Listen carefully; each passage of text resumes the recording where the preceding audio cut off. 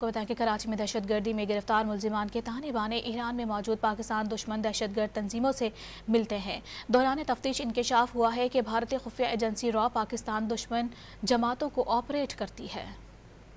ملک میں دہشت گردی کے تانے بانوں میں اہم کردار سامنے آ گئے۔ سی ٹی ڈی انچارج راجہ عمر خطاب کے مطابق پاکستان خصوصاً کراچی میں دہشت گردی کے واقعات کی تفتیش میں ملزمان کے تعلق ایران میں موجود پاکستان دشمن دہشت گرد جماعتوں سے ملتے ہیں۔ ایران میں پاکستان دشمن BLA بلوچ علیحدگی پسند جماعت لیاری گینگ وار اور را کے ایجنٹ موجود ہیں۔ دہشت گردی میں پاکستان کو انتہائی مطلوب دہشت گرد بھی ایران میں روپوش ہیں۔ کراچی میں ایک اسلامی ملک کی سفارتکار کے قتل میں ملوث دہشت گرد 12 سال سے ایران میں موجود ہیں۔ چینی قونصلیٹ پر حملے میں مارے گئے دہشت گردوں سے برآمد موبائل فونز کی چھان بین کے دوران دہشت گردوں نے آخری رابطہ ایران سمیت 2 ممالک میں موجود اپنے ساتھیوں سے کیا تھا۔ کراچی اسٹاک ایکسچینج کے حملہ آور 2 سال تک ایران میں روپوش تھے اور وہیں سے حملے کے لیے کراچی پہنچے تھے۔ دہشت گردوں سے تفتیش کے اہم کردار راجہ عمر خطاب نے مزید بتایا کہ جامعہ کراچی میں خودکش حملے میں ملوث دہشت گرد داد بخش روپوشی کے لیے پاکستان سے ایران